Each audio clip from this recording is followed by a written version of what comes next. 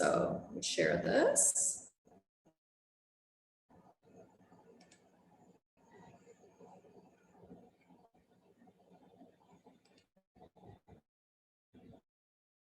So we're going to go over hair bulb, how it forms, how it works, all this study, behavior, growth, foundation, all of that. What do you need to know? Well, you need to know trichology is the technical term for the study of hair. Remember, anytime you see ology on the end of it, that means study of. So it's trick and trichology, but some people say trichology, potato, you know, whatever you want to say, right? But if someone asks you, well, what's the purpose of your hair? They're going to say protection, okay, and adornment, right? All throughout history, people have worn different hair things for adornment and for protection. Okay, so is your hair alive? What do you think? What does it say? A strand itself, once it comes out of your head, is not alive. It is the stuff that is inside of your head that is alive. Okay, so only the cells of the hair bulb are alive. The hair fiber and the hair strand are not. Okay, the hair follicle forms from a cluster of cells and the upper layers of the skin. The upper layer of the skin is called the epidermis. And that's where the clusters form. Starts out as a primitive hair germ. Trish, pick up line 1 and schedule for ROT testing, please. This week. You guys got that? Okay. Barbecue Fritos. Okay, so 2 main parts of your hair. Your hair root, and you have your hair fiber, which is on the outside. This doesn't go over. Okay, so we're going to back up a minute here to your bulb formation. It starts out with primitive hair germ. Okay, it's just some cells. That's all they are. They're just cells. These cells now, they work their way down into the basal layer. So they work their way down into the dermis of your skin. It starts in the stratum tip of your skin. These cells form. Instead of growing out like everything else does, your cells grow down. When they grow down, they form the follicle or the root sheath, or the follicle, same thing. Okay, this is a little pocket that hair grows in.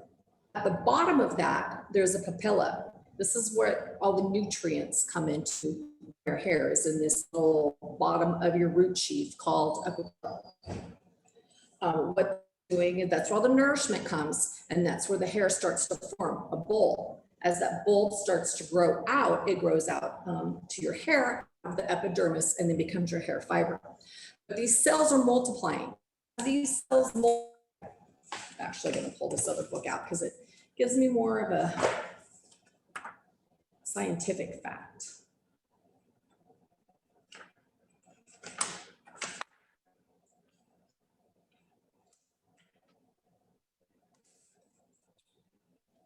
So the primitive hair germ, they're just clusters of cells. Work their way to the lower dermal part. Then this is formed your two-block pocket, your root sheath, or your follicle, as we call it. Okay, so then it starts to form this tube. Hair goes into the papilla. That's where the nourishment comes from. And as the hair starts to form from the hair bulb, it grows up and then it grows out to be the hair fiber. Okay, so it's all science, right? Your body just does all this stuff that you don't even know it does. It just does. So this is one thing that makes hair growth just a little bit unique, because it all has to do with the shape as it starts to grow out. So our hair root is inside, our hair follicle or our hair fiber is on the outside. So the shape of it now determines whether our hair is straight, curly, or wavy. And we're never going to see this unless we modify something, a gazillion times, because it's so minute that we will not see this. But what we will see is if someone's hair is straight, curly, wavy, or tightly curled.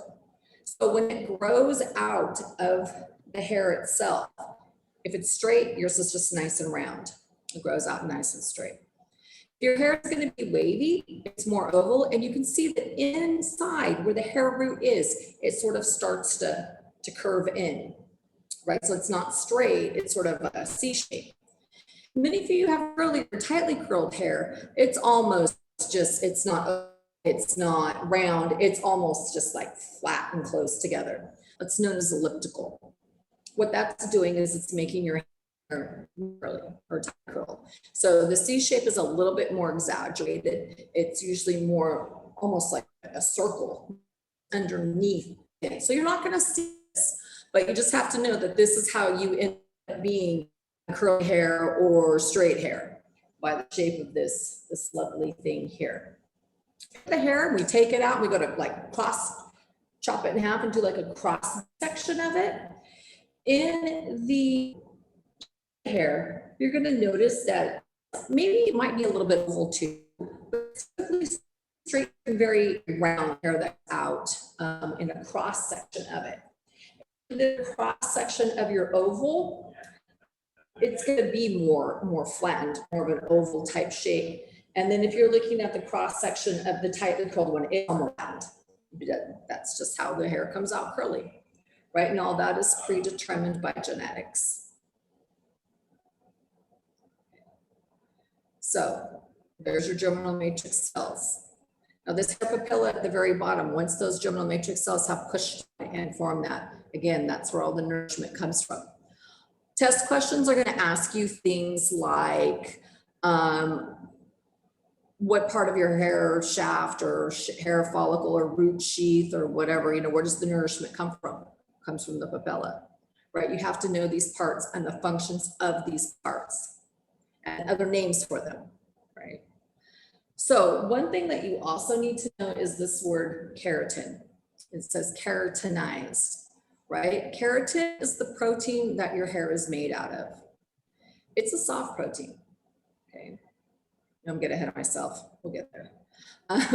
But it is a soft protein. Once it hardens, it is known as keratinized. They're gonna have the word keratin, they're gonna have the word keratinized. You're gonna have to know the difference between that. So that is a hardening of the actual keratin that forms the three major layers of the hair. So this kind of gets confusing, because it took me years to figure this out.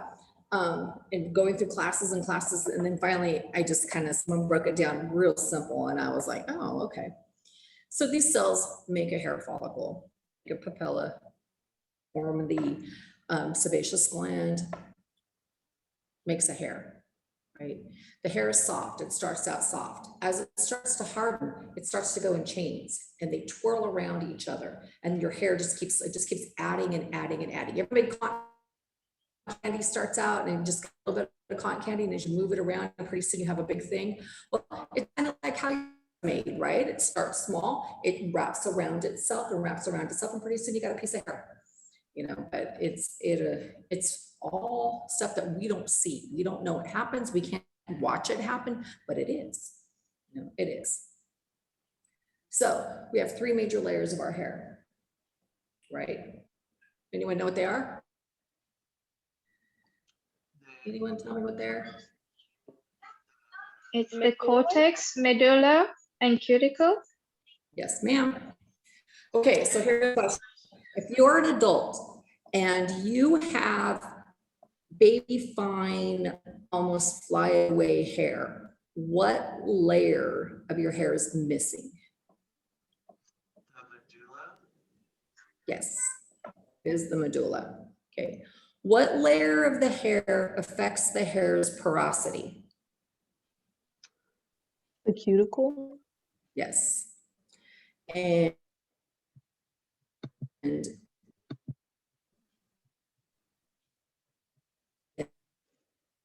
what layer of the hair?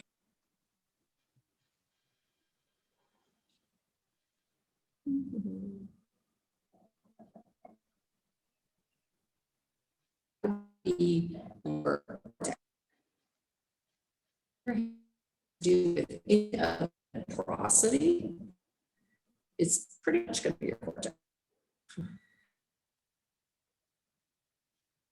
Things are wrongs are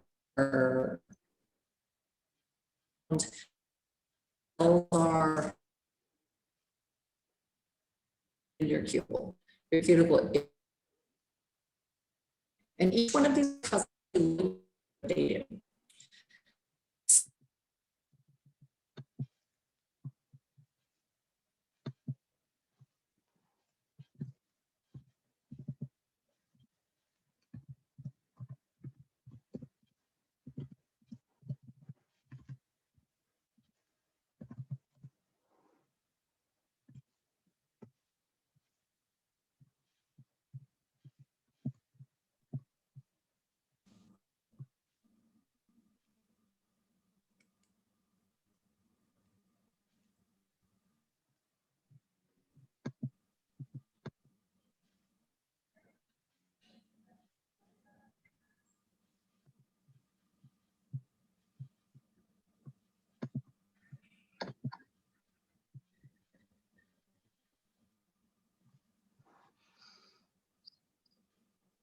Sorry, I lost you all for a second here. Let me go back and share this.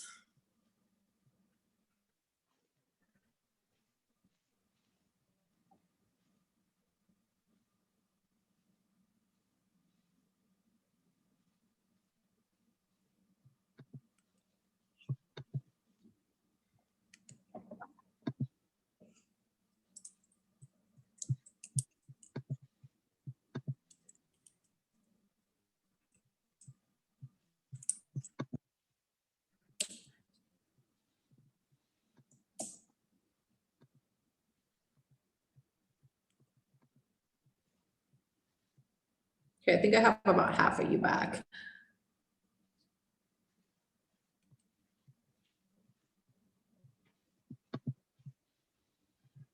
Can you hear now, Athena?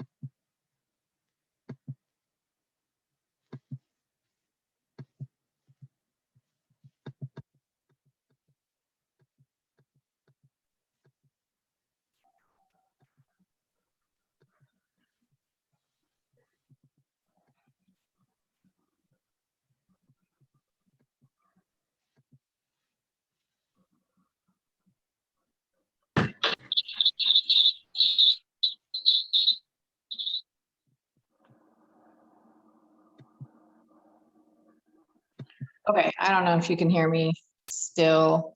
I kind of jumped on my phone. I don't know. Is it working better on my phone? Okay, so I'll try to get my roll sheet over here.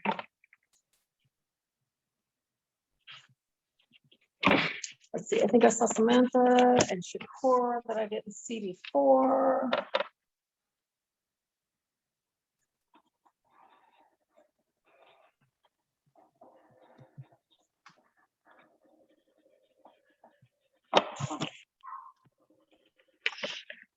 Okay, so let's see. I don't know if this is going to work. I'm going to try to share my screen with you and go through the slides and then talk to you over here. We'll see if this works.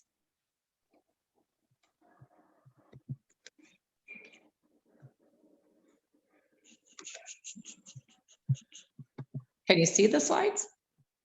Susanna, I see you. No? No slides? You're the one I can see the clearest right now. Oh, yeah. How about now? Can we see those now? Okay, perfect. Yeah, we can see. Okay, so I'm just gonna go through then and talk to you on the phone and try to hit the slides over here. Okay, so on the sides of the hair follicle, you have these little bulges that kind of stick out. These bulges are sebaceous glands. So what happens with the sebaceous glands is they fill up with oil, right? Those are your oil glands. They fill up with oil. What this oil does when this little sac gets completely filled up with oil is it dumps out onto the hair. Then this oil, your sebum, kind of comes out of the hair onto the surface layer of the skin, and it mixes with your sweat and your dead skin cells, and it forms what's known as an acid mantle. Now, the whole purpose of the acid mantle is to protect the hair fiber, help maintain the skin's pH balance, and kind of keep your skin from getting really dry. So what happens a lot is when we go ahead and use harsh soaps that we're washing off our acid mantle. And so that's why our skin feels dry and we get that squeaky clean feeling, because we've washed off our acid mantle and we're working up for like the sac to fill back up and empty out again. Okay, so it's just like a cycle that keeps repeating itself. Also attached to the root sheath and next to the oil bulge, or the sebaceous glands is what it is, the sebaceous gland. Next to that is we have, it's just below the sebaceous gland, I'm going to say that. We have what's known as an erector pili muscle. This erector pili muscle is the one that gives us goosebumps. When you get goosebumps, it makes your hair stand on end. And that's what the erector pili muscle is doing. It's contracting and pushing your hair up to stand on end. So we have all of this stuff attached to our hair follicle, right? Or our root sheath. It's right next to that. So we have our sebaceous gland and we have an erector pili muscle that is attached to that. You have another end of the erector pili muscle that's attached to the dermis, or the lower layer. So, but it's just like, it's got a top and a bottom, or one end and the other end. So one is attached into the skin, the other one is attached to the hair follicle, one end of it. So if your hair is pulled out, the only way it will not grow back is if you have a damage to your dermal papilla, if it's destroyed or if it is damaged. That is the only way. So if you get a cut and you get a scar and it's scarred the dermal papilla, your hair will not grow back. Okay. People get electrolysis, they get laser hair removal. What is that doing? That is destroying the dermal papilla so that the hair will not grow back. Other than that, your hair will grow back. Now, some hair grows faster than others, right? Some does, some does. Some does not. So it just depends on you. So keratinization, this is another term. So right, we had keratin, we had keratinize, and we had keratinization. 3 terms that all have to do with keratin. So keratin, right, is the protein that our hair is made out of. Keratinization is the process of the cells changing shape and drying out to form the keratin protein. Keratinize is the hardening of the keratin protein. So you need to know the definitions of those 2 words, because you'll see them a lot when they talk about people. If anyone goes into some of the places that deal with hair loss, because there's, you know, certain specializations that you can do for hair loss. So you'll have to know what these terms mean anyway. And then you see a lot of it when they talk about keratin protein treatments. They talk about keratin, what are they? Keratin not blowouts. They are smoothing, keratin smoothing treatments. There's a lot of different treatments out there that have to do with keratin. So familiarize yourself with those words.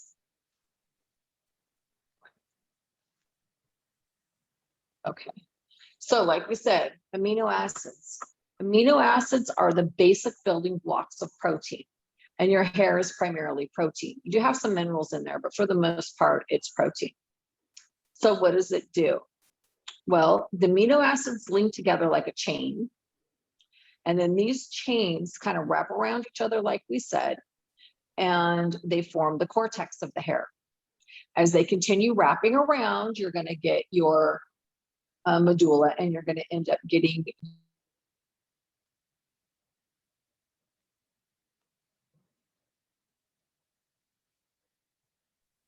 I think you got muted.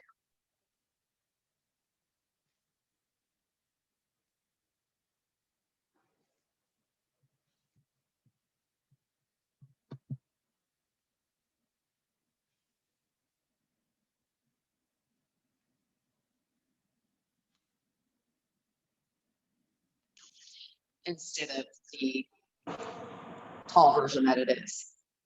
So the amino acids link together.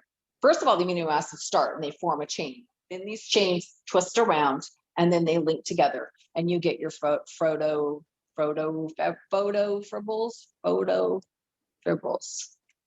What do we got here? Okay.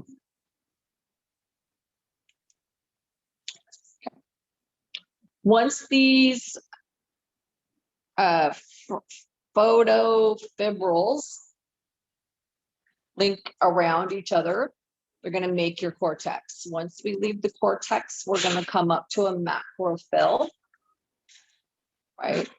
Or macrofibril. It's the same process. They link around, and they spiral together. Once that happens, you become a macrofibril. Again, they're still twisting around, they're still multiplying. And then you end up with your cortex, and then you're going to get your cuticle. So you have to have all of these to have a strand of hair. Okay. That's how our hair is made. Now, if we go into stages of hair growth, think of ACT, A-C-T, anagen, catagen, telogen. Okay, active, transitional, resting.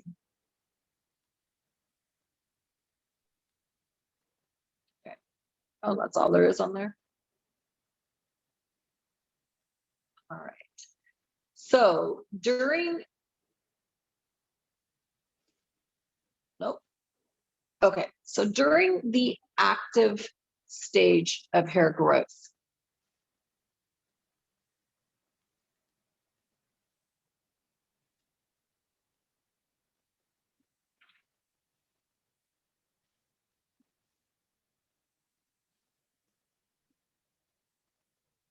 sorry, I'm trying to look at the slides on my phone, make sure they come up the same way.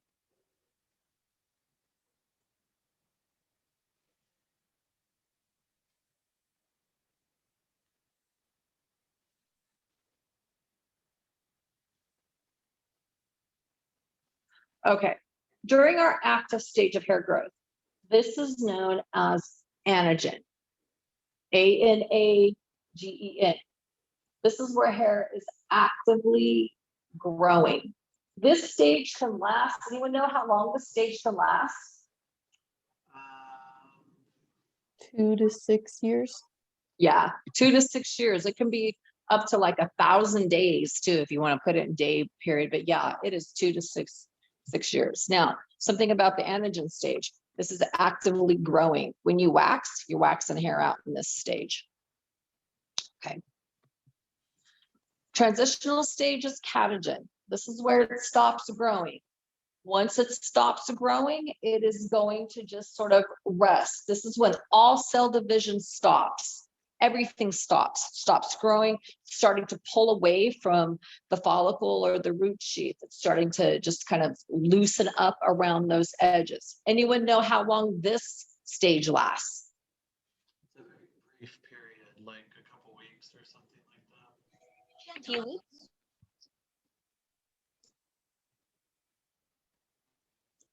Hold on, let me turn you up. Okay, how long? Isn't it just a couple of weeks? Maybe like 1 to 3 weeks. Yeah, a couple of weeks, few weeks, something like that. Yeah, it can like that. And then we have our catagen stage. How long? This is where our hair falls out. How long does that stage last? The resting stage, the telogen stage. This is where no hair bulb is attached to the root sheath. The hair falls out. Anyone know how long this one lasts?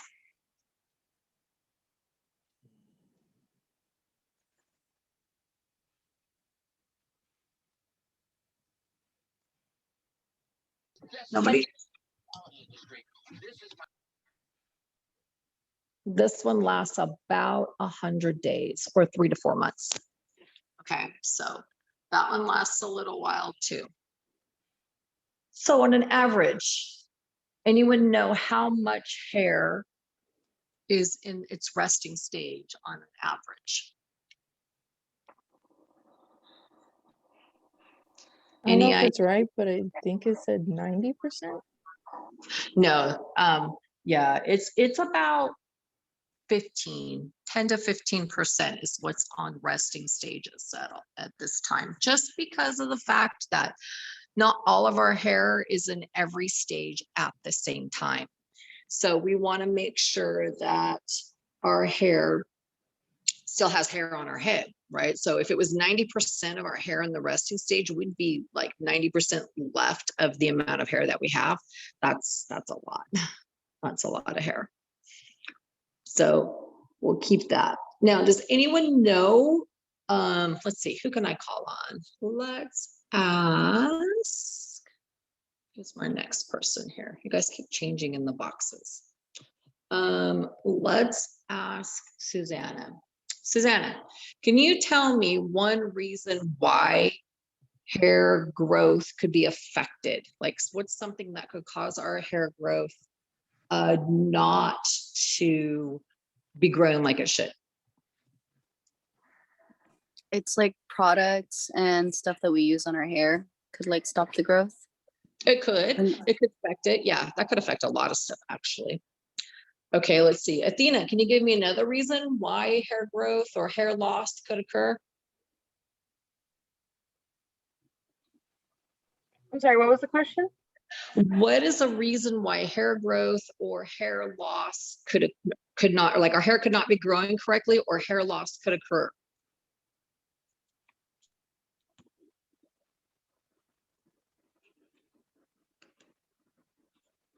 Not getting enough nutrition. Yep, that could be one. That could be one. Also some medication or diseases, illnesses. That could be another reason why our hair is not growing the way we would like it to. So here's a couple little fun facts, right? Average hair growth is about 1/2 inch a month. Contrary to an old myth, hair does not grow after death. Hair never grows on the palms of the hands, soles of the feet, lips, or eyelids. Eyebrows and eyelashes are replaced every 4 to 5 months. And eyelash, oh, go down. Okay, eyelash hair is called cilia, and eyebrows are supercilia, and capillae is the technical term for the hair on top of the head. Okay, so that's a couple little fun facts for you there. All right, let's see. Anthony, can you tell me a reason why, or a reason that would affect the behavior of your hair? So not the way it would grow, but why do you have hair on your head like you do? It would be heredity or genes. You're really low. What'd you say? Genes or heredity. Heredity, that's one. That is one, definitely. So genes, right? People inherit. That's what gives them their color, their hair makeup, you know, their shape, their diameter, all of that comes from heredity, right? Some other factors that can make your hair behave the way that you don't like it. Humidity, if you go to a different state, right? If it's raining, if it's humid, I mean, we're dry. So we're used to dealing with our hair in this type of weather. But if we move to a state where humidity was very, you know, it was humid all the time, we might have problems there. Going to the beach, going to the, you know, if it's foggy, we're going to find our hair acting a little bit different too. Could be limp, could be frizzy, depends on your hair, right? Wind, we all know about wind. It's been windy here for how long now? Wind could affect your hair. So products, right? You may need different products than what you've been using at certain times of the year. You may need to have a product, let's say for more moisture in the wintertime, and then you may just be able to have a regular one. I know, I don't know what's wrong with this full connection today. I keep losing everything. I've got both. Donovan's gonna fix me, I guess. We'll be right back. Oh, you're on there. I'm on here. I've been on both because I just came up with what's your name? It works so much better. I have that. I could use my own.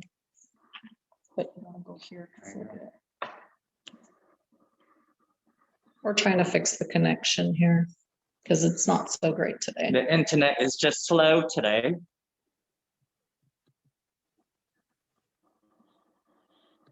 We're using our own one for like home. How it comes back on.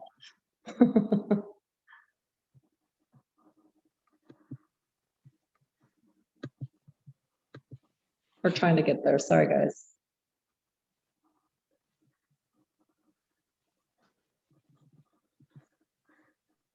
Oh, is that yours? Yeah.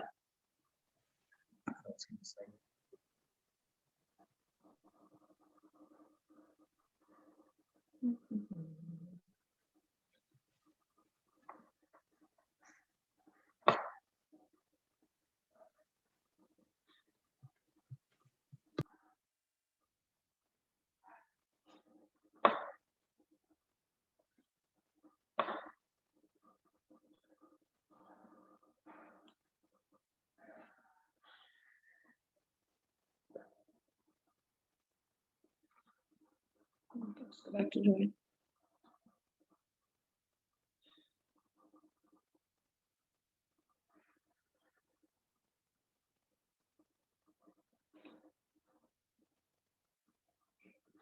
Okay, well, let me turn this one off. I'll keep this on just in case. Okay.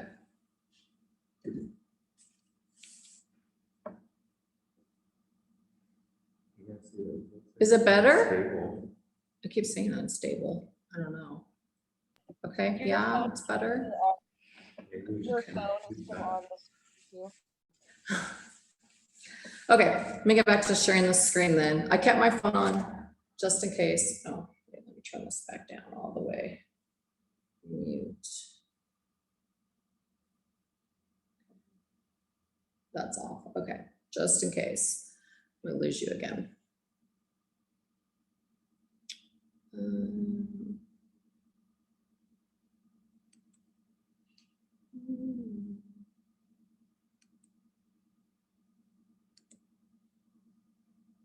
was gonna use my hotspot, but I got a recall on it.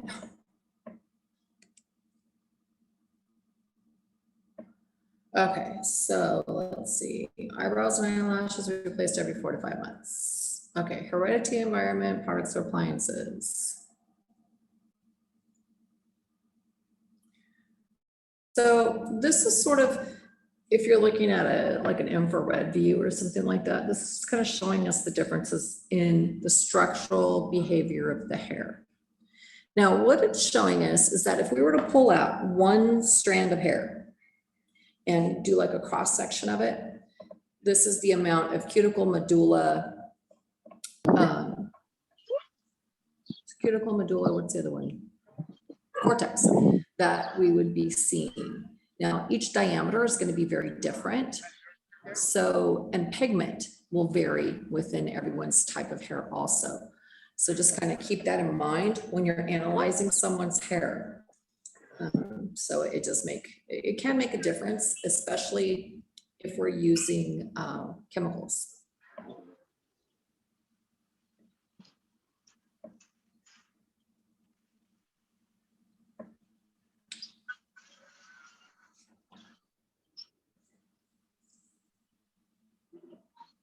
All right, so cuticle to cortex ratio. This actually makes a difference too, especially if you're trying to do chemicals, if you're trying to style someone's hair.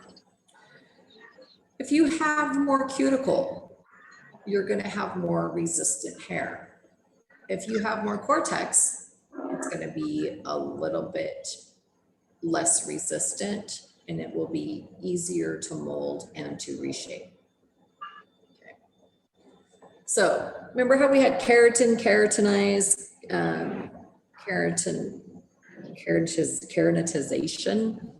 Well, now when we have hair color, we talk about melanin, melanocytes, and melanosomes. Okay, so you're gonna have to know the difference in those also. So melanin is formed by melanocytes. So the melanocytes are just the cells of the melanin. Okay? They bundle together and they create melanosomes. Melanosomes are what give us color also. Okay, so there's melanocytes. They become the cells, then they bundle together, they become the melanosomes, and then we get melanin, which is carried by the melanosomes that gives us color. So we have two types of color in our hair. We have eumelanin, which is brown or black, and we have pheomelanin, which is red or yellow. If you have gray hair, you no longer make any of the melanin there. Okay, so gray hair will not be showing any melanin.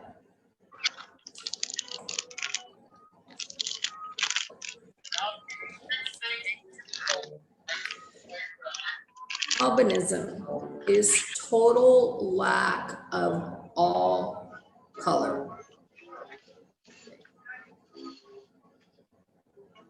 So as you get older, your melanin production can slow down.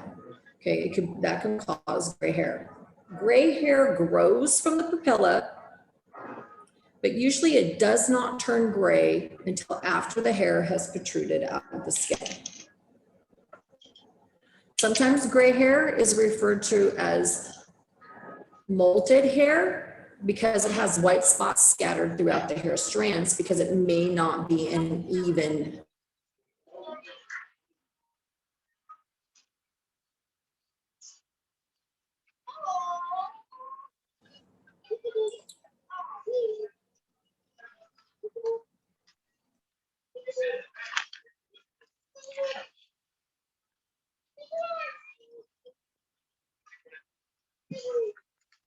I don't know if that internet was any better.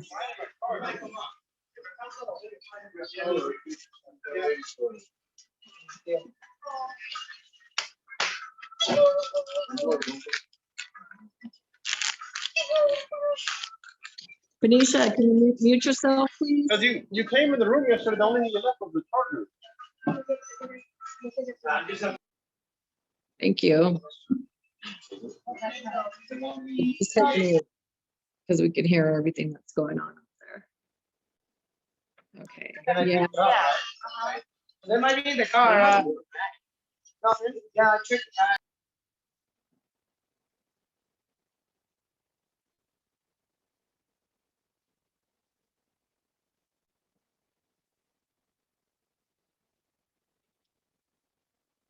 I'll try a different internet again over here.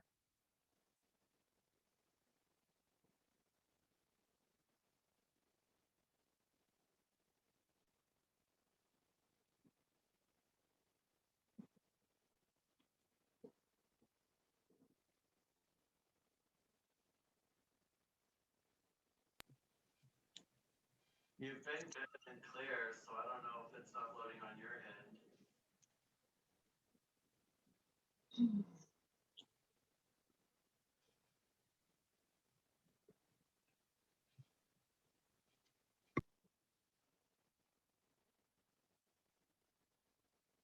Okay, I tried a different internet again today. Sorry, this is not working so well today. It was like this morning too.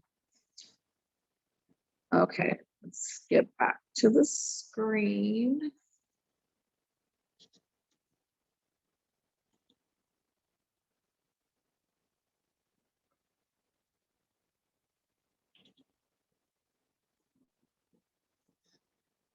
Okay, so sometimes with the gray hair too, it is a natural aging process, right? But however, sometimes some serious illnesses, some medications, some emotional conditions might cause the hair, stress.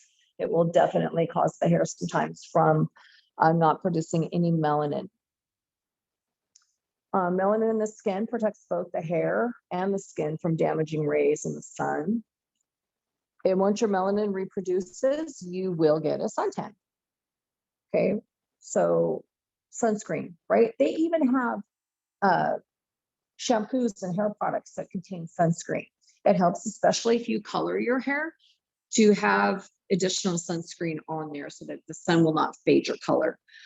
So wear hats, don't go in the sun. I mean, I'm sure we've probably heard a lot about sunscreen by now.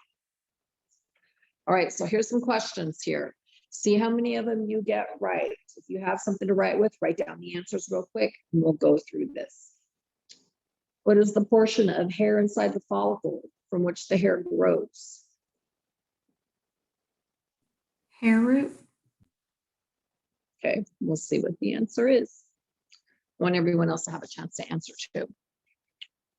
What is the portion of the hair that extends above the skin surface?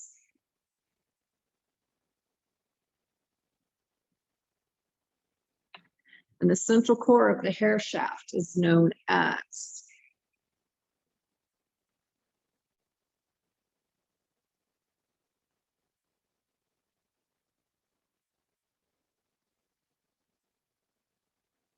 Three stages of hair growth.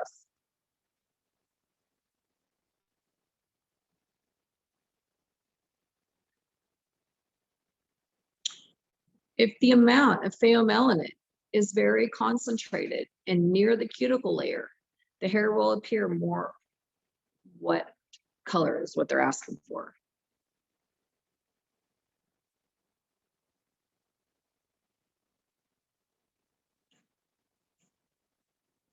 Oh, there's only 5. Okay, so what do we got here? I heard hair root. Yay. Everyone got that one right? Okay. All right, what is the portion of the hair that extends above the hair surface? Anyone want to give me that answer?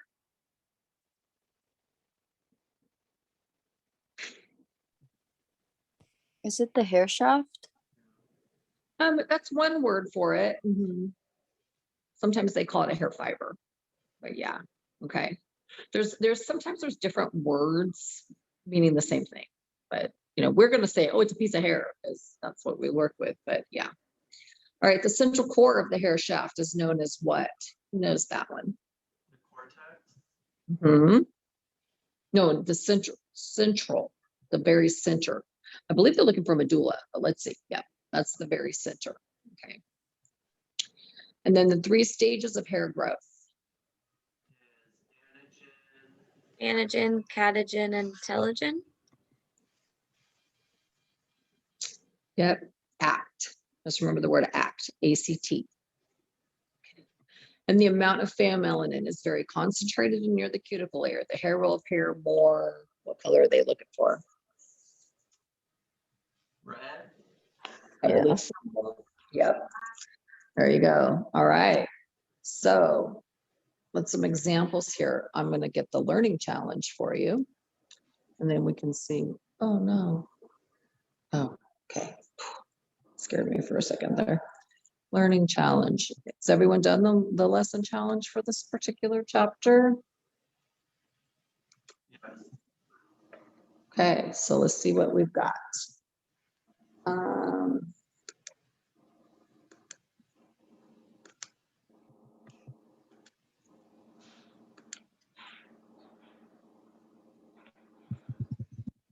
Okay, when looking through a microscope, which portion of the hair would display living cells? Living cells. Now that's the tricky one.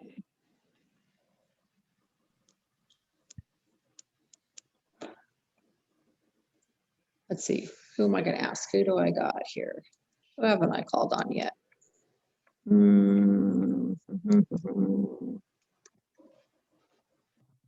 All right, Shakur, you're up.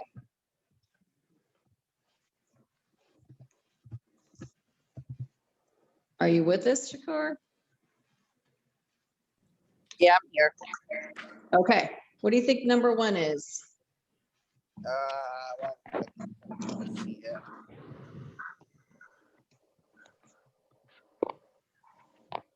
Where's the living cells going to be in the hair?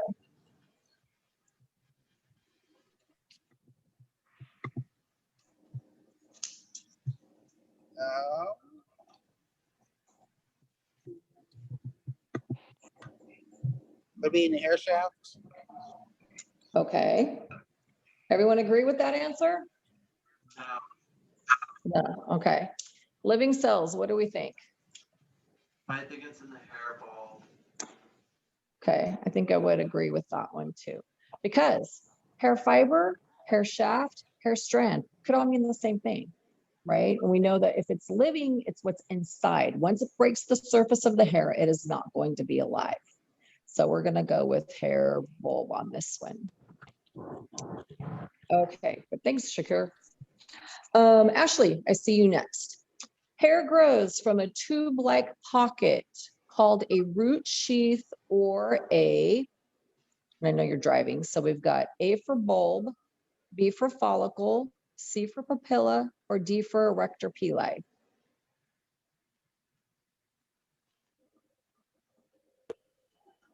C?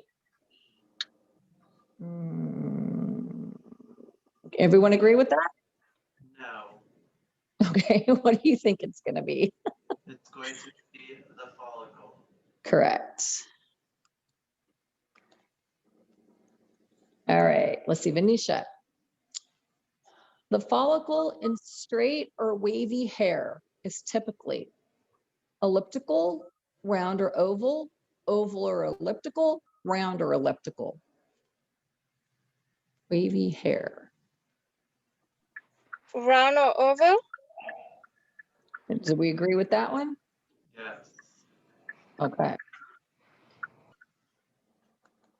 All right. Sam, you're next. Located at the bottom of the follicle and supplying nourishment to the germinal matrix is the tube, base, papilla, or medulla?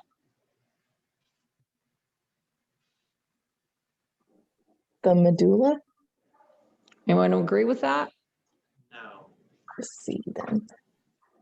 What do you think, Anthony? it's the papilla. Yeah. Okay. Who do I have next? Adriana. The outer covering of the hair shaft made up of overlapping layers of transparent scales is called? The cuticle? Yes. All right, who's after Adriana? Who's my next person? Who is this one? Tatiana. The layer consisting of unique protein structures that give most of the pigment and strength or the elasticity is called the Cortex. Yep. Okay. Abby, hair that has been pulled out from the roots will grow back under which of the following circumstances? The cortex has not been destroyed, cuticle has not been destroyed, the papilla has not been destroyed, or the medulla has not been destroyed. Is it B? Does everyone agree with that? No, Okay, what's your answer? it's going to be C. Right. Okay, let's see. And Abby, I gotta say, you look the most different than anybody without your mask on. Okay. I was like, who is that person? Susanna, what helps prevent the hair and skin from becoming too dry? Sebum? The sebum. Yeah.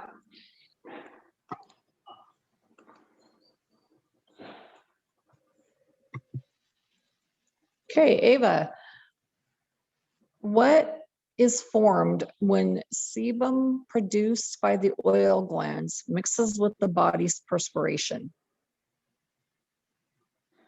Is it D? No, D is actually the perspiration, or no, that's the oil gland, sorry. All right, who knows the answer? It's B. B? Yes, B.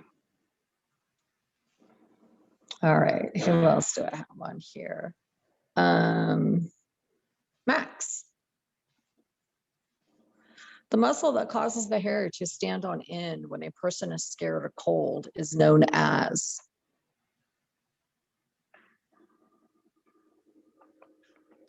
I honestly can't remember.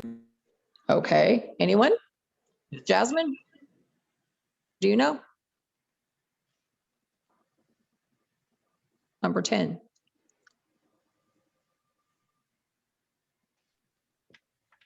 Is the erector pili? Yeah, I Yeah. was gonna say D. Okay, so let's see.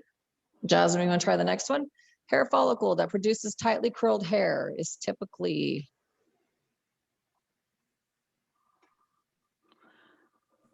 tightly curled hair. Yeah. All right, Victoria. Which of the following terms is known as the active growing stage of hair? The anagen stage. Correct. All right, Anthony, 13. Okay. It is A. Okay, Only a few weeks. few weeks. Okay, who else do I have after Anthony? Jocelyn. I got 14. Oh, almost messed up that answer. All right, the resting stage of hair growth when the bulb has no attached root sheath is referred to as?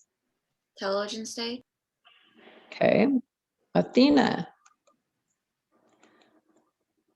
The lips, soles of the feet, palms of the hands, and eyelids do not have?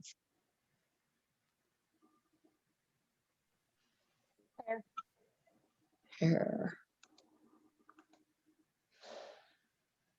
Gosh, there's a lot of them in this one. Okay, let's see. Who do I have that I haven't called on? I don't think anyone. So let's see. Venetia, you're the first one I see. The hair that is 90% cortex and 10% cuticle, when compared to hair that is 60% cortex and 40% cuticle, would be considered to be more?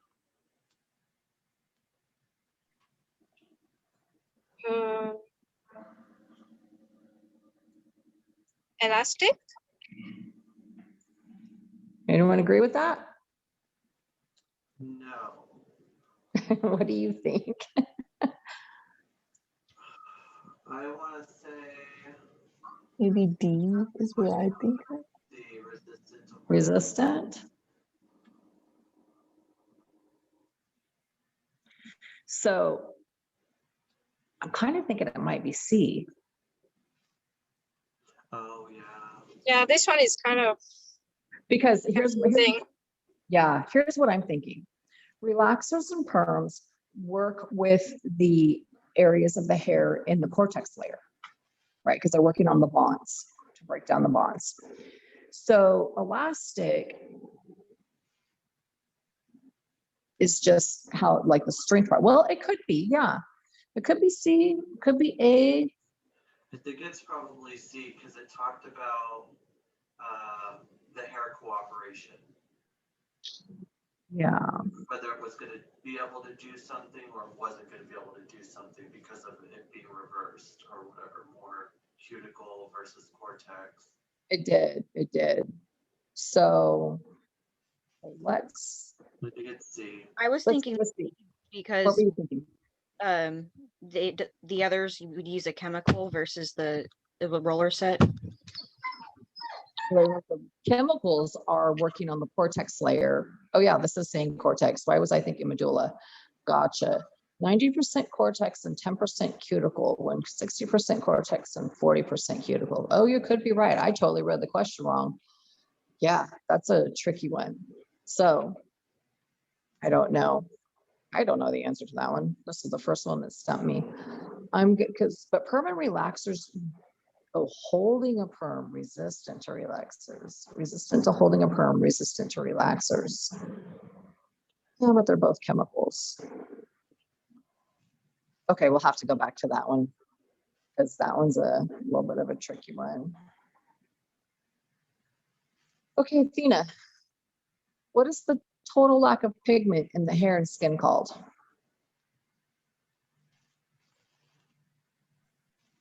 Albinism.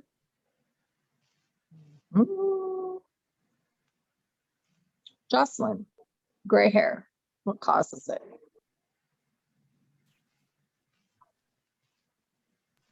E. Reduced color pigment. Yeah. Guess I should read them, huh? Instead of trying to see who I was going to see next. Okay, Adriana, you just popped up. I don't even think I have you down on your roll sheet today. I don't. I'll have to take a roll again before we leave and make sure I have everyone.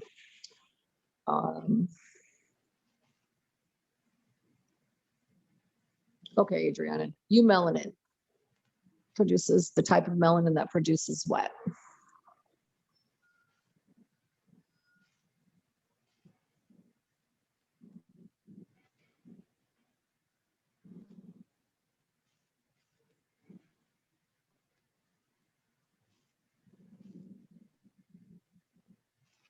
Do you know? I'm thinking on it. Okay.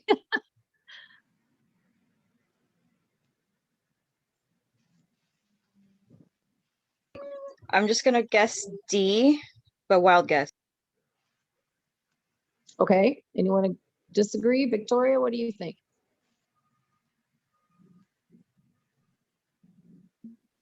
I think it's C, brown or black hair. Okay. Yeah. So remember, red is pheomelanin, and then, or yellow, and then eumelanin is black or brown. Okay. So Jasmine, people with lighter colored hair have melanin in the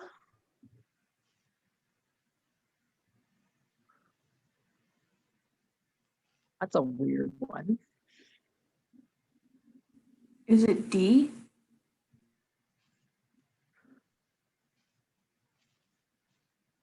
I've never heard of hair color being in the cuticle layer. Yeah, I don't think it is. I've always heard of it. It's A. In the cortex layer. Yeah, I've never heard of it being anywhere else. So that's kind of weird. All right, well, let's see how we did. I have a feeling we missed. It's the elasticity. No, we got it right. Okay. Oh no, we didn't. Yeah. We don't know yet.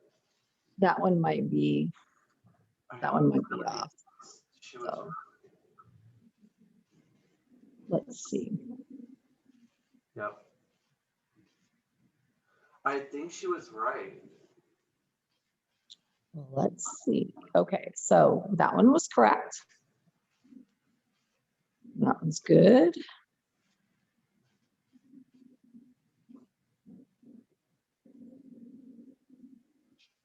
It probably is that six. That was 16, huh? Yeah, I think it is elasticity. Yeah, it is. Looked it up. Yep. Okay, let's see. Elastic. Whoa, good job. Yeah. Miles, use right two was lanes good. to take exit 43 for California 12 East towards Sassoon City, Rio Vista. Where are you going? Yeah. Okay, well, you were right. Good job. And then, yeah, we got the rest of them right. So perfect. Okay, let's go back to, so this is over at 215, right? Okay.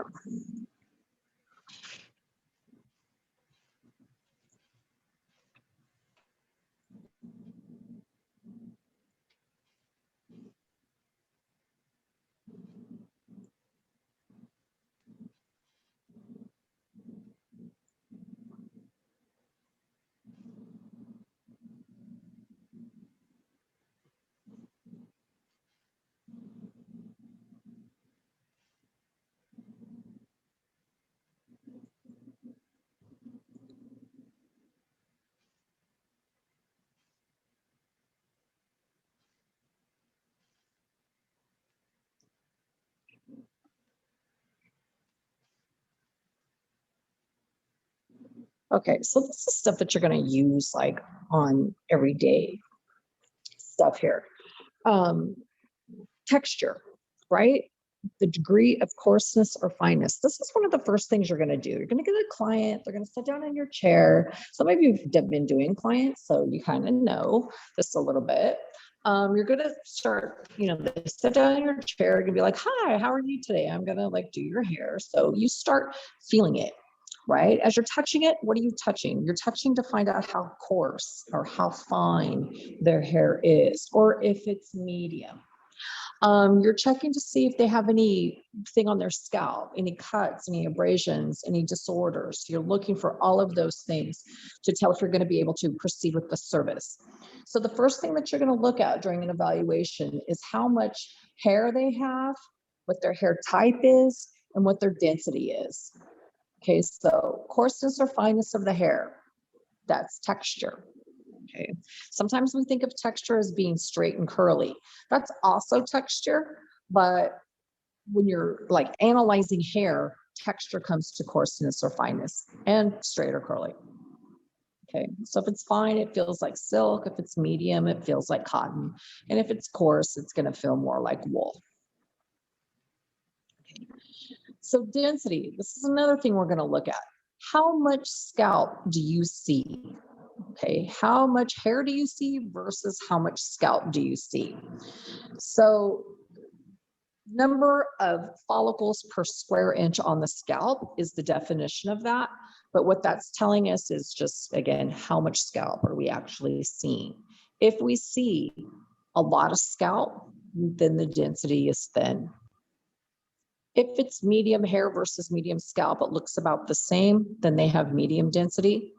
And if you see a lot of hair and not so much scalp, they're going to have thick density.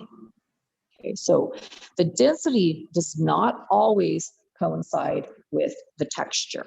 So people can have coarse hair, but it can have thin density. Or people can have fine hair and they can have thick density. So it doesn't always go together. Okay. So what does that mean? That just means you're going to use more product. You're probably going to have to take more time with the hair. All right, so now we're going to form the visual examination on the condition of the hair. Is the hair strong or is it weak? Which products are going to work best? Okay, so there's two conditions that we look at, porosity and elasticity. And you're going to look at these no matter what you do. No matter what service you're doing, you're always going to look at porosity, elasticity, texture, and density. It doesn't matter what you're doing. You're going to need to know those things. Okay. So porosity, the ability of the hair to absorb, whether it's water, chemicals, liquids, moisture, whatever. How does your hair absorb? So resistant, if it's resistant, that means that cuticle layer is tightly compacted and it's going to give you the least amount of moisture. This is the type of person who can walk outside when it's raining, walk underneath walk out the door and have that drop off the building, hit their head, and it doesn't even look like their hair is wet. Their hair is resistant. Average, it's going to be average. This is the person that's going to walk outside and that drop is going to hit their head, and just that area where the drop is the only part of the hair that's going to be wet. And then you get someone that has extreme. This is the person that's going to walk outside and that drop's going to hit their head and the whole half of their head is going to be wet. Okay. Anyone who has color on their hair is a little bit more has a little bit more porous hair, or anyone that has a chemical treatment on their hair is a little bit more porous. Okay. And then you have uneven, which most people have uneven. You know, some like I know in my hair, my left side, right in the back quadrant takes the longest to dry out of the rest of my head. Okay, so that is my uneven porosity spot there. So most of us do have areas that are a little bit uneven. Okay. So now elasticity is the ability of the hair to stretch and return to the normal shape without breaking. Wet hair is a little bit more fragile than dry hair. So wet hair can stretch about 40 to 50%. This is why it's so important with your wet hair not to put like a brush in it and just rip through those tangles, because you can break it off. It's going to stretch and it's only going to go so far, and that's it. Dry hair can stretch about 20% of its length. I don't even know if I agree with that at 20%, because get out of here, you guys, because it doesn't seem like hair stretches that well when it's dry, but the book says 20% of its length. So if you really want to test elasticity, get someone's hair wet. It shouldn't stretch like a rubber band. And to actually test the elasticity, you're going to hold one end tight, and then you're going to grab the other end and you're just going to kind of pull it. Probably no more than about 3 inches is what you're going to test for elasticity. So you're going to like pinch the hair and hold it tight. And then you're going to go about 3 inches down and grab that hair and kind of hold it tight, and then just sort of stretch it out and see how it stretches and how it returns. That makes a big deal in chemical services, because if that hair stretches and stretches, it's going to break off. Like, yeah, it's bad for chemical. You can get that chemical haircut. Okay. So now, how strong is the hair? Well, pull a piece of hair out. You want to curl it like you're curling a ribbon. Then you want to like stretch it out for about 10 seconds and release it and see what the hair looks like. Is it strong or is it weak? And that's what it's telling you, which again, how much tension can you put on the hair? How much chemicals can you put on the hair? How much heat can you put on the hair? That's what it's going to let you know. Okay. So my hair is so weak that most people curl their hair at about 400 degrees.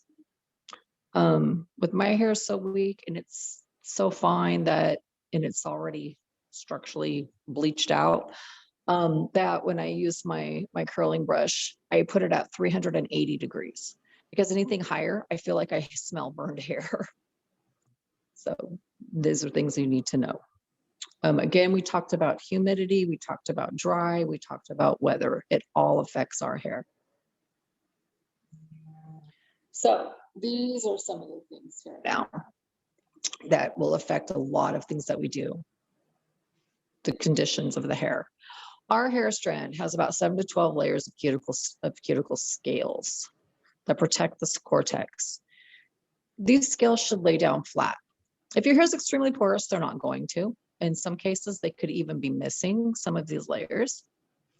When your hair is super resistant, it's going to be really tightly compacted too. It's not going to lay flat along the cortex, but it's supposed to. Okay.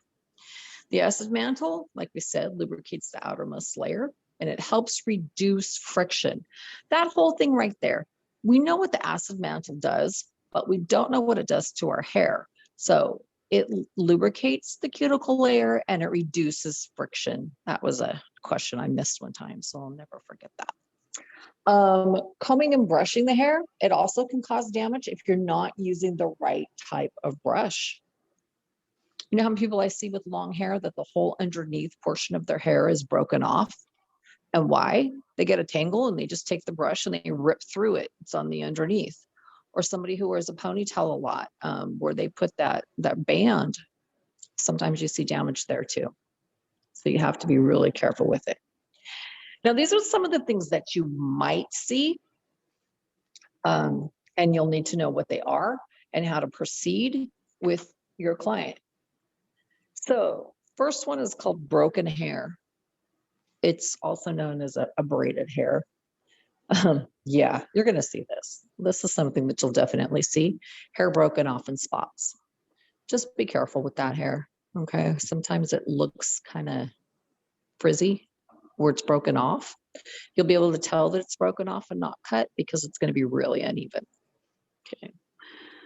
Split ends is also known as fragilatus cranium, brittle hair, or trichoptilosis. Okay, split ends, cracks in the cuticle, the hair splits in two.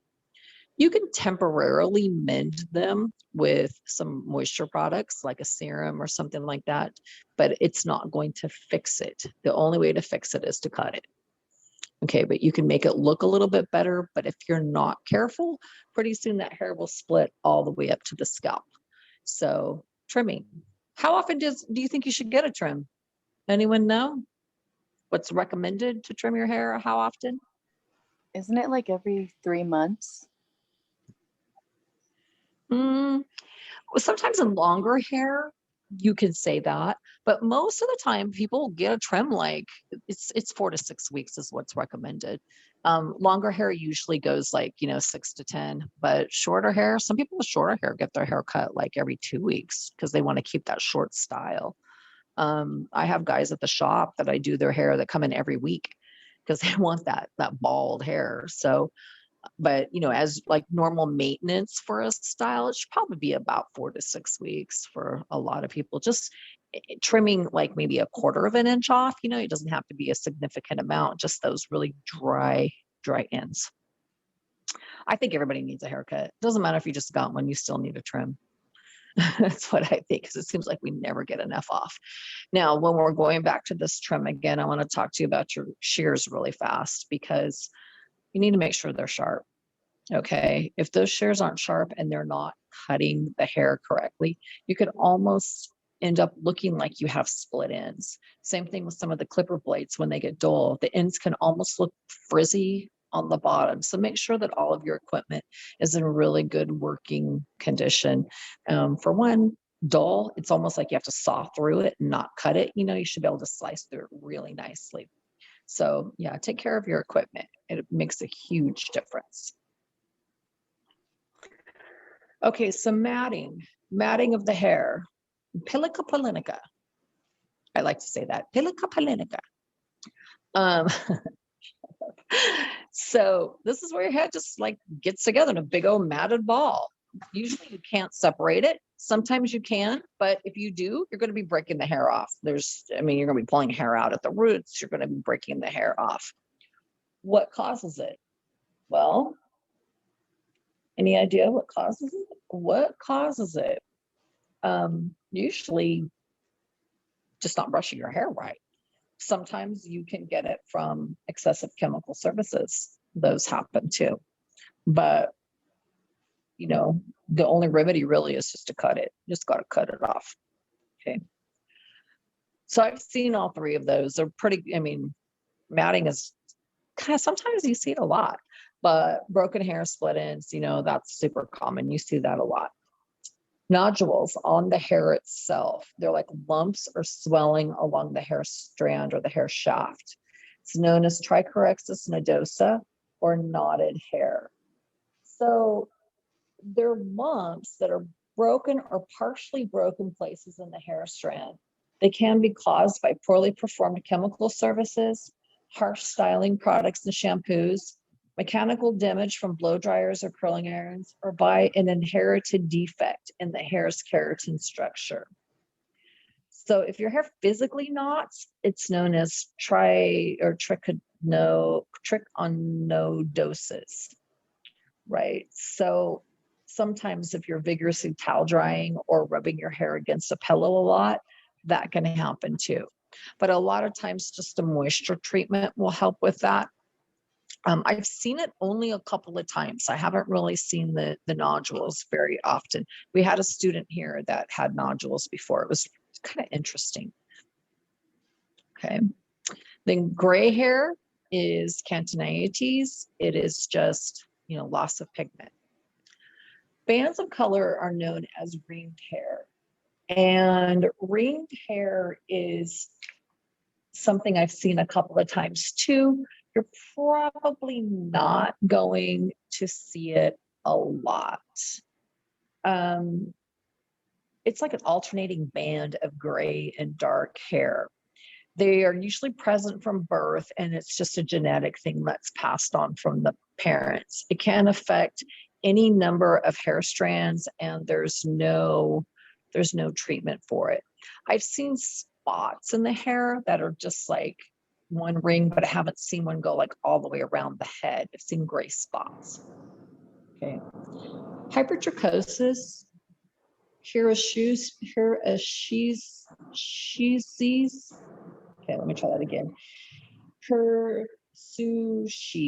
There we go. Hirsushis or superfluous hair. Okay, so these are just excessive amounts of hair. So hypertrichosis is abnormal. Okay, if you have hypertrichosis, you have abnormal. Sometimes it's referred to as like the werewolf syndrome, and it's pretty rare. There's only about, let's see, the book says about 100 cases worldwide. Hirsushis or superfluous hair is excessive amounts of hair found in areas of the body, or women have it a lot, in areas of the body where men usually get hair, like lips, chin, back, chest, abdomen, and a lot of times that just happens with age. Okay. Beaded hair is monolithics, and it's kind of like nodules, but it breaks the hair in between the beads or the nodes, and I've never seen that before. I'd like to though, so if anybody knows anyone who has that, really check it out because I want to see it. Okay. You can also damage the hair or have a condition of the hair known as mechanical damage, and this is just from incorrect use of salon tools like a flat iron. I've seen people just flat iron their hair to death where the ends are just so dry and brittle and breaking. Curling irons. I think we've all seen that girl a few years back on YouTube that had that wand and wrapped it around her hair in the front. And when she pulled her wand out, her whole hair came off with it. Mechanical damage, okay? We see this a lot with brushes, right? Don't use a brush on wet hair unless it's made for wet hair. Because what happens is your hair gets stuck in those little bristles. Your hair stretches 40%, but you're brushing the tangles out of it. It's going to stretch more than 50%, where it's just going to break off eventually. So you have to be really careful with that. So this is just a super magnified version of what a normal cortex looks like to what a melted cortex looks like. Looks like some kind of horror movie creature. Okay. So those things you can work over. There's usually not a reason why you can't work over it, but you need to be aware of it, because if you're trying to give someone a haircut and their hair is broken off and there's no hair there to cut in the style that they want, yeah, you're going to be like, okay, what am I supposed to do with it? So you need to be a little bit more careful with that. But some of these diseases or disorders, now all of these on here that are psoriasis, pityriasis, Pityriasis capitis, and Pityriasis stadiatosis. None of these are contagious. They're just a disorder. Now, they can be gross, and there can be a time when we're going to be like, oh, I'm sorry, we can't do your service, especially if they've scratched them or if they've broken open or if it looks like kind of freaky, right? So psoriasis. Most of the time with psoriasis, it kind of looks like dandruff, except the skin around where the psoriasis is going to be sort of a reddish pinkish color, but it sort of has a like iridescent-y look to it. It's almost iridescent, and that's the difference between psoriasis and just dry skin. Okay, sometimes people have psoriasis really bad, and you know the doctors now have a lot of medications that can help with that. But if you see someone that maybe has it on their scalp and they've scratched it a lot and it's red, you know, we'll just tell them, hey, wait for that to heal up some before we do any services on you. So this is why it's really important to check the scalp. Okay, pityriasis is the technical name for dandruff. You can have dry dandruff, which is the Pityriasis capitis, or you can have the greasy, waxy dandruff, which is the Pityriasis stadiatosis. A lot of times people with dry scalp think that they have dry dandruff. It's a little different, but it can't appear the same. So, you know, medical diagnosis always helps to clear things up. But the greasy, waxy dandruff, sometimes that stuff can be yellow. It can grow in like clusters. The greasiness can like make their hair like matted to their head, to their scalp. Sometimes it can smell. You won't catch it, but sometimes it's really gross. So there are, again, medical treatments that can help with that. They need to see a doctor. Oh yeah, this stuff, it can be gross. So we just have to be, you know, careful with our clients if they have anything like this and really check it out. But it's not contagious, so we can work with it. The things that are contagious are ringworm, scabies, lice. If we see anything like this, we may have to send them, well, we will send them on their way somewhere else. Okay, some of these will look alike. Tinea is the technical term for ringworm. Pediculosis is the technical term for lice, and scabies is the medical term for itch mites. So ringworm, you're going to see on the body, it'll look like a little red circular patch. On the scalp, which is Tinea capitis, it's going to have big, large hair follicles surrounded by clusters of red spots. It could have black spots in it too. You could see like pimples in it, but it's going to be a larger spot, and the hair may look thinner there. So it's not going to look normal. So we'll know that we need to get a diagnosis on that. And then Tinea favosa is known as a honeycomb ringworm. And this is yellow, crusty, dry, could have some odor to it. It does smell too. So you'll be able to smell that. So, you know, anything like that, we're not touching them. Okay, itch mites or scabies, they look like a rash on your skin. Scabies doesn't usually go up into the hair itself, but it can. And it just looks like a rash with like little water blisters, and it's usually really itchy. The scabies are so small that you won't see them. They're just diagnosed with the rash. And then head lice. Okay, yeah, head lice is Cadiculosis capitis. That's the technical term. It's out there. Some of you may have had it, you know, when you were like in your elementary career. It's not anything that's too uncommon. It's a pain in the butt if you get it, the way that you have to clean the hair, get all the lice eggs off. You'll probably see the eggs before you actually see the lice itself because they are small. One of the characteristics is itching. So if it itches a lot, you may, you know, need to look at that and just check it, but follow all the directions. There's a lot of myths out there. I've heard pouring a bottle of red wine on your head would kill the lice. I have no idea how that would kill the lice, but I've heard those myths before. Coconut oil, any kind of thing that will smother them, you know, could smother them out, like mayonnaise, things like that. But, you know, if you clean them off the scalp and you don't do anything with your furniture or your bedding or things like that, you're just, chances are you'll get them again. So, you know, they're not fun. I've dealt with them a lot with my grandchildren. Even my daughter had them before. They're just not a fun thing to deal with. So, yeah. Okay. So, normal hair loss, right? We have 3 types of hair. We have lanugo, vellus, and terminal. These are our 3 types of hair. Vellus is like the peach fuzz. Lanugo is at birth, it goes away, and you just basically see that on a baby. And then they get the vellus, which is this peach fuzz.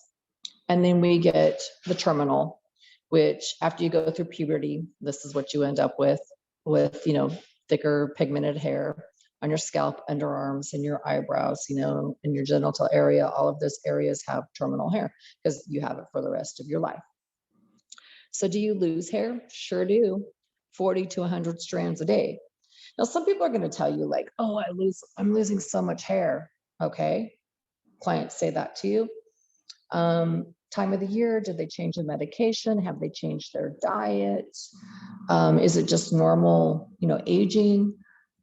Couple of, you know, hair loss products out there that they have that are FDA approved that they could use.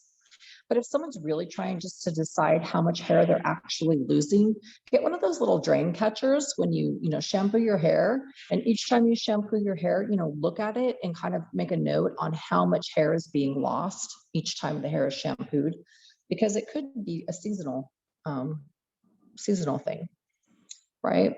So alopecia is the technical term for hair loss. So if you see anything that looks abnormal, go to the doctor, right? Dermatologist. Androgenetic alopecia is heredity.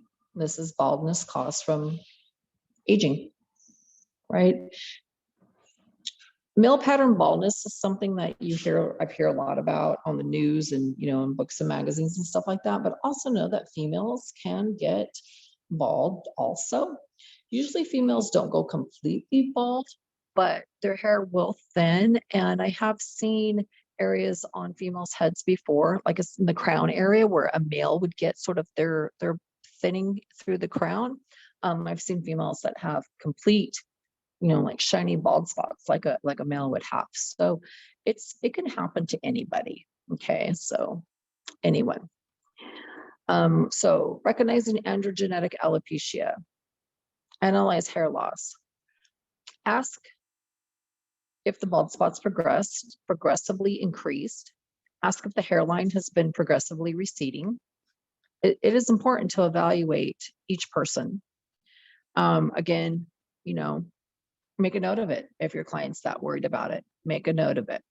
I can tell you my receding hairline here on my right side is way far back here. You will never see me without bangs.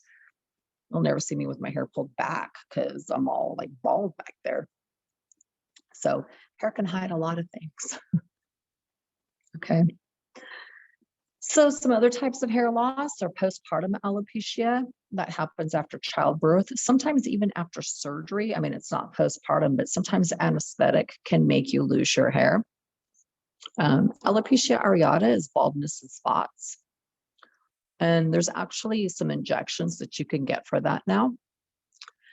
Telogen effluvium is premature shedding of the hair. And traction or traumatic alopecia is basically pulling your hair out, pulling it out by the roots or twisting it.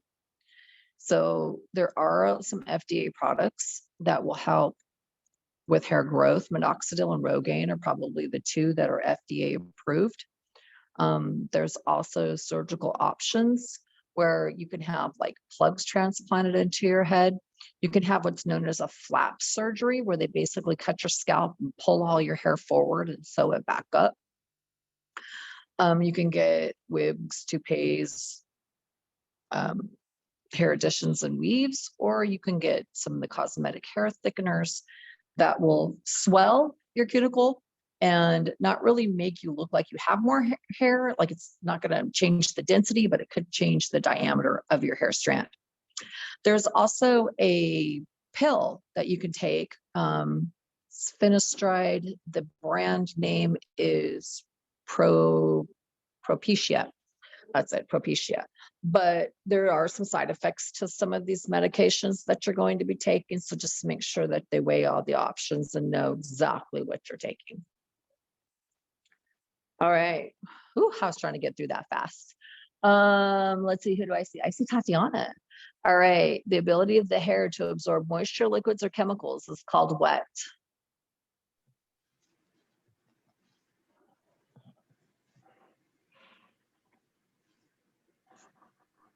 Can you repeat that one more time, please?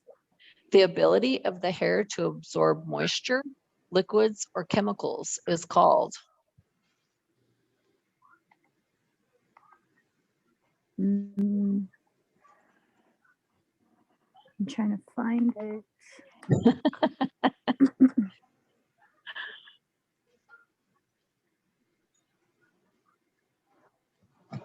Is it porosity? It is. Okay. Okay, Jocelyn. The ability of the hair to stretch and return to its original shape without breaking. What's that called? Elasticity. Yes. Victoria.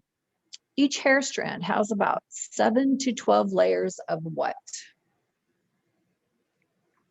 What kind of scales?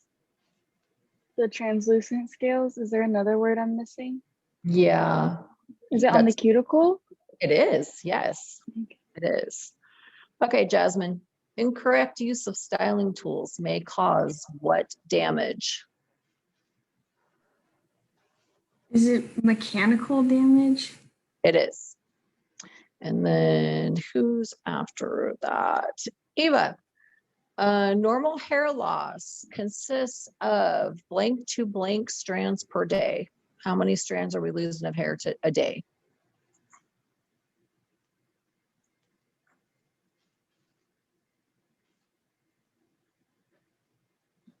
That one I forgot. What was that? I forgot. Okay, do you know, Samantha? 40 to 100. That's what I was gonna say. All right, so porosity, elasticity, cuticle, and then mechanical, and 40 to 100. Yep. All right. Whew, I was trying to get done with that. So, yeah, I think you guys have that. Remember, you're going to need to know porosity, density, texture, and elasticity for like your whole career. So make sure that we know those words, what they mean, and how we're going to be able to analyze the hair for that. Okay, so let's see. I need a drink now. I was talking way too fast. Does anyone have any questions?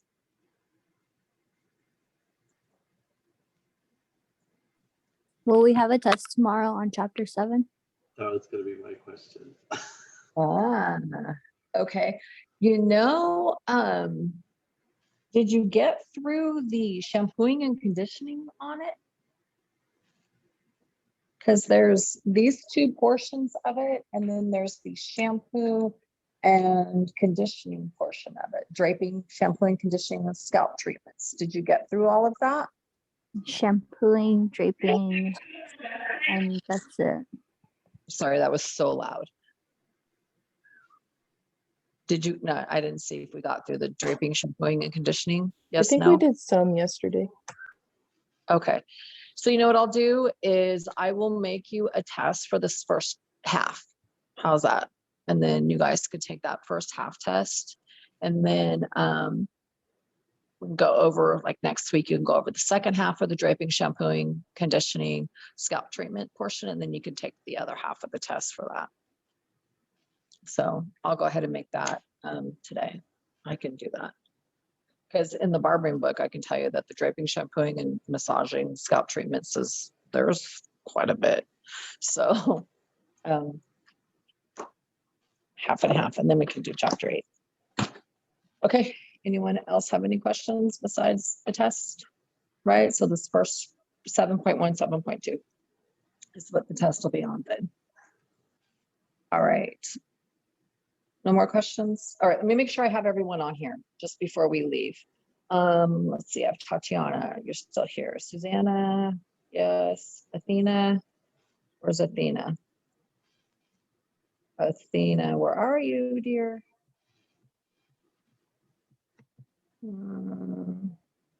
Athena. Okay, Jocelyn, got it. Anthony, Victoria, I saw her, there she is. Valerie, where's Valerie?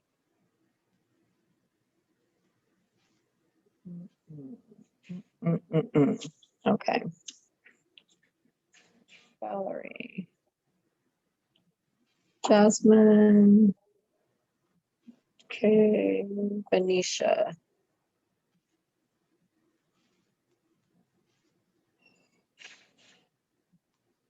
Max. Okay. Ava.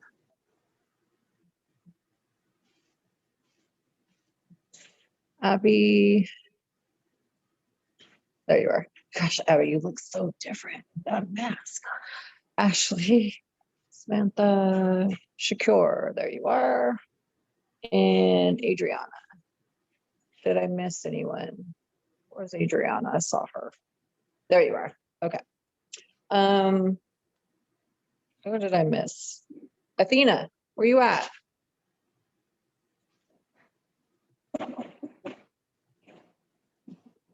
Okay, well, nobody answers or disappears. They don't get their time.